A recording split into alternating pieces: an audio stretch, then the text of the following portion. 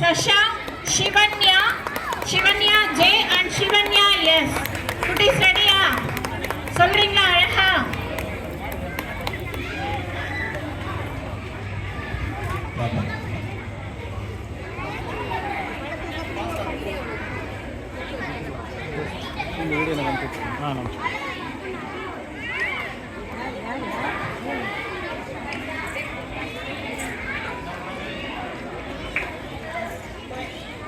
இதன் தலைப்பு நவீன உலகில் குருவின் அவசியம் அத்தியாவசியம் என்ன?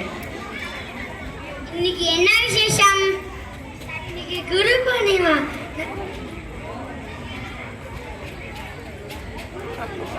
வேதராச பூஜை தினத்தை நம்ம கொண்டாட எல்லாரும் ஆஷாட பாத பௌர்ணமி போன வியாழக்கிழமைதான் குரு பூர்ணிமாவை நம்ம குரு பரம்பரைக்கும் எல்லா குருக்கும் நமஸ்காரம் சொல்றேன்னா. இதுல எனக்கு ஒரு நடுவுக்கு கேள்வி. இப்ப எல்லாம் ChatGPT, யூடியூப், கூகுள், மெட்டா இதெல்லாம் இருக்கே. குரு ஆசிரியர்கள் தேவையா? நல்ல கேள்விதான். டெக்னாலஜி வளர்ந்திருக்கலாம். AI மூலியமா எல்லாம் நம் விரல் நுனியில் இருக்கலாம். ஆனால் இவை அறிவின் ஒரு பகுதியை மட்டும்தான் தரும். நான் மேல் எக்ஸ்பிளைன் பண்றேன். அறிவு என்பது படிப்பறிவு, பட்டறிவு, பொது அறிவு, நடைமுறை அறிவு என பல வகை உண்டு. இதுல படிப்பறிவு மட்டுமே நாம படிச்சு தெரிஞ்சுக்கிற ஒரு விஷயம். பட்டறிவு என்பது செல்ஃப் எக்ஸ்பீரியன்ஸ் மூலமாகவும், பொது அறிவு என்பது நாமல சுத்தி நடக்கிற விஷயங்கள் மூலமாகவும், நடைமுறை அறிவு என்பது நாம பிராக்டிக்கலாக களத்துல நாம ஃபேஸ் பண்ற விஷயங்கள் மூலமாகவும் கத்துக்கிறது. சரியா சொன்னப்பா. இந்த அறிவுகள்ல படிப்பறிவு மட்டும்தான் நாம் இந்த ஏக்கள் மூலமா தெரிஞ்சுக்க முடியும். மற்றதை அனைத்தும் நாம் குரு அப்படின்னு சொல்ற ஆசிரியர்கள் மூலமா தான் கெயின் பண்ணிக்க முடியும்.